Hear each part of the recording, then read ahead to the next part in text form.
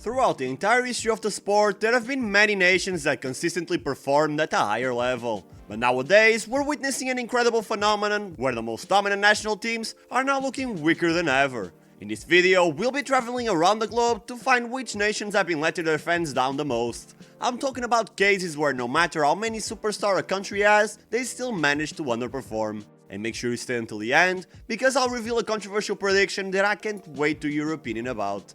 So without further ado, let's get right to it. Starting out at number 10 with the Netherlands. By now, you're probably aware of the massive downfall the Netherlands suffered after the 2014 World Cup. They spent 7 years out of international tournaments, but with the emergence of the likes of Van Dijk, De Jong and De Ligt, the Dutch made a comeback to the grandest stage.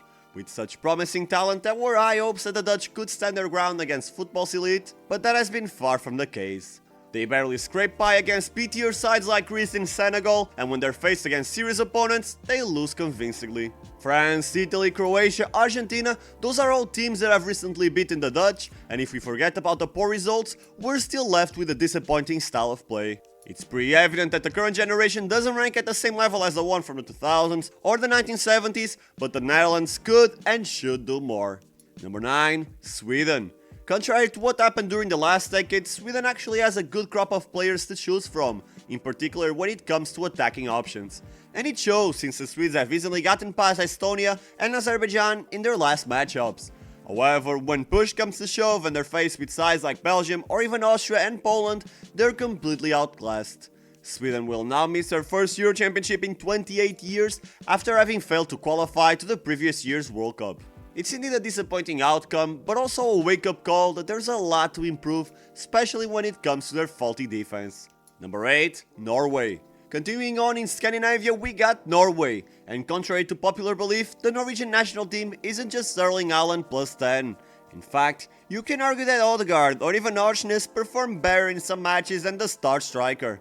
Either way, their efforts haven't been enough to put them ahead of teams that on paper should be on their level. Sweden, Turkey and now Scotland have all finished above them in qualifying, and as frustrating as it might sound for Haaland fans, he probably won't debut in any international tournament until he's 26. That is, of course, if Norway can actually qualify to the World Cup, since there are less spots compared to the Euros. In my opinion, they need a better coach that can fully take advantage of the individual brilliance of some of the players and build a squad around them similarly to what Wales did in the last decade. Otherwise, the story will repeat itself over and over again. Number 7. Mexico. Although they recently won the Gold Cup, I believe Mexico still deserves a spot in this video. For the first time in 44 years, Mexico failed to get past the group stage when they had Poland and Saudi Arabia as direct opponents. But the problem is deeper than that, and in my opinion, it's very likely that Mexico will continue stagnant in the next couple of years unless the federation changes the way they operate. Most starters in the national team come from Liga MX, and there it's a squad since they don't have the same competitive level due to the fact that finishing first is the only important thing. There are no relegations, and to make it worse, they're not even playing in the Copa Libertadores. Furthermore, most academies charge families to have their kids playing for them, which prevents many poor but talented youngsters from ever getting a chance to develop into world-class stars. It's really a recipe for disaster. Number 6. Iceland. The Icelandic national team's downfall has been going on since the beginning of the decade, and its occurrence is not only due to the aging of their golden generation, but also to their repulsive conduct outside the field. All of their sexual misconduct and the federation attempts to hide them are now well documented, and that led to their fans, who were once notorious for their support during the Euros in 2016, now turning their back on the squad. And as a consequence, the overall interest of the nation in football has diminished massively. Despite having a relatively accessible group on the road to the 2024 Euro Championship, Iceland has suffered tough losses against Luxembourg, Bosnia and Slovakia, and will now watch the next Euros from the comfort of their homes. What a sad downfall from a team that almost every neutral fan supported. Number 5. Ivory Coast. Despite no longer having a star-studded squad with the likes of Drogba and Yaya Touré, the Ivorians still possess a solid, well-rounded team that should put them at the same level as the best countries in the African continent. Kessié, Haller and Zaha, mixed with the exciting young talents of Kusunu and Diomande, make them one of the best African sides on paper, but the results have been disappointing to say the least. After failing to qualify to the World Cup for the second edition in a row, the Ivorians couldn't achieve more than a quarter-final finish in the African Nations Championship, and recent losses against Zambia and draws against South Africa and Morocco really paint a picture that the mighty Ivory Coast have now succumbed into the role of an average African side. Number 4. Italy. To be fair, you could probably point out that Italy's national team had been disappointing ever since their 2014 World Cup exit.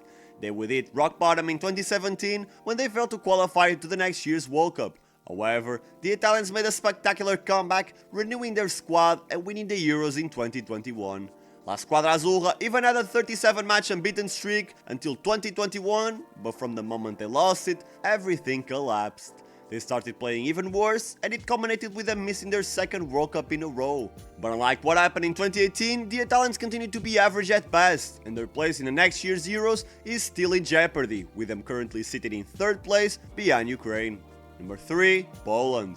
If anyone from Poland is watching this video, on behalf of Portugal, I sincerely apologize for everything you had to went through with our nation's managers. For starters, Paulo Sousa quit just before the World Cup 2022 qualifying playoffs, and then a couple of months later, the Polish Federation had the bright idea of hiring Fernando Santos. The guy who won Portugal their first major title, but also wasted a large part of the country's golden generation. And oh boy, did it cost them. In an incredible accessible group, Fernando Santos led the team to losses against Czechia, Albania and Moldova, which made qualifying much harder than what it had to be. Poland are now hoping for a miracle, but without Lev at his best, and a new coach that couldn't beat Moldova either, I just can't see them making it to Germany next year. And number 2, Germany.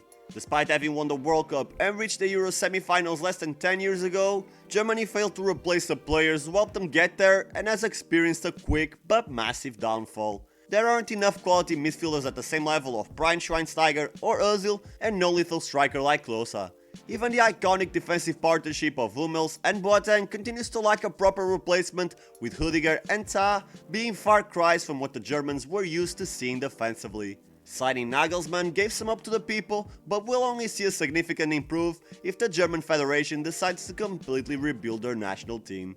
It has happened before, and Musiala and Adeyemi are two exciting young talents on the rise that could headline an incredible comeback. But only time will tell if Germany will rise back from the ashes, or if they'll have the same fate of other former giants, like Hungary.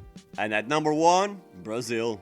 I don't think Brazil will win a World Cup in the next couple of decades. Might sound controversial, but in my mind, it's a very likely scenario. You see, what made Brazil the most feared national team in the world for half a century was their technical mastery, individual brilliance, and flair.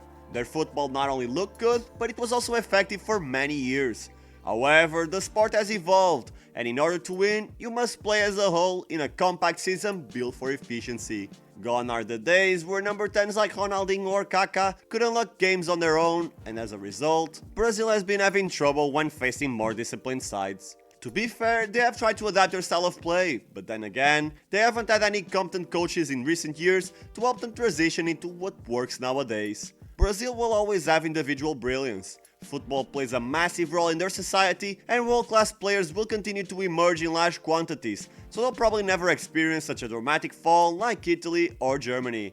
On the other hand, without a competent coach and a clear change in the players' mentality and professionalism, we'll most likely have to wait more than 20 years before we see Brazil lift a World Cup again.